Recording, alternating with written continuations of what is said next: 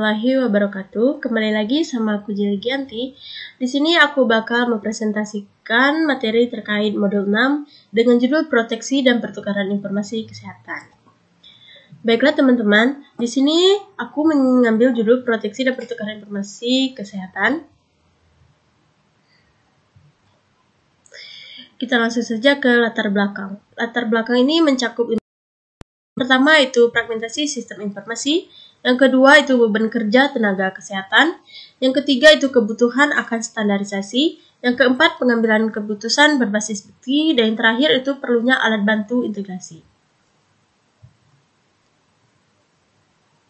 Baiklah, adapun rumusan masalah dalam jurnal modul proteksi dan pertukaran informasi kesehatan mencakup beberapa poin utama, antara lain yang pertama, bagaimana cara mengatasi fragmentasi sistem informasi kesehatan yang ada saat ini, apa saja tantangan yang dihadapi dalam pengumpulan dan pengelolaan data kesehatan yang terintegrasi, yang ketiga, bagaimana meningkatkan efisiensi kerja tenaga kesehatan dalam penginputan data, dan selanjutnya itu apa langkah-langkah yang diperlukan untuk mencapai standarisasi data dan metadata dalam sistem informasi kesehatan.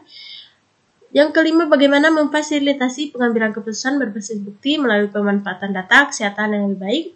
Dan terakhir itu rumusan masalah ini bertujuan untuk mengidentifikasi dan mencari solusi terhadap isu-isu yang menghambat efektivitas sistem informasi kesehatan di Indonesia. Adapun manfaat ini terbagi menjadi 6 item. Yang pertama itu peningkatan kualitas data.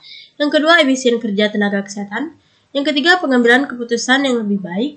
Yang keempat, koordinasi yang lebih baik. Yang kelima, peningkatan keamanan pasien. Dan terakhir itu dukungan untuk kebijakan kesehatan.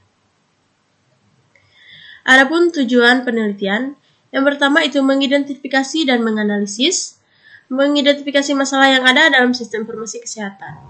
Yang kedua itu menyusun strategi integrasi, mengembangkan strategi untuk mengintegrasikan berbagai sistem informasi kesehatan agar dapat berfungsi secara sinergis. Yang ketiga itu meningkatkan standarisasi. Yang keempat, mendukung pengambilan keputusan.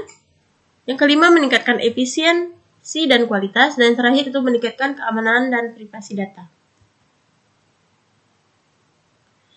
Adapun hasil dan pembahasan, kualitas data meningkat. Sistem pertukaran informasi kesehatan terintegrasi, menghasilkan data yang lebih akurat dan lengkap.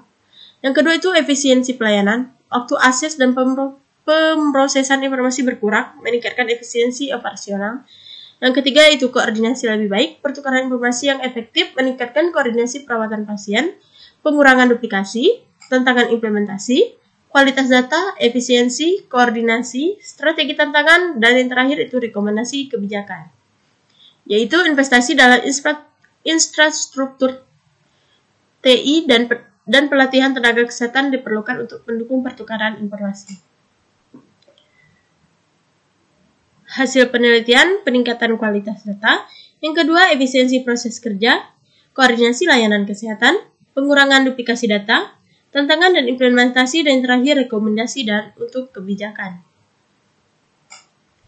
Analisis data. Peningkatan kualitas data itu penggunaan fitur validasi dalam sistem seperti DHIS2 untuk memastikan akurat data, visualisasi yang efektif, penyajian data dalam bentuk grafik dan peta untuk memudahkan pemahaman dan analisis tren kesehatan, pengambilan keputusan berbasis data yang akurat digunakan untuk mendukung kebijakan dan keputusan manajerial di sektor kesehatan.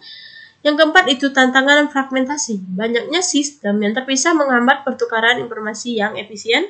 Dan yang terakhir itu keamanan dan privasi, pentingnya standar keamanan untuk melindungi data kesehatan dan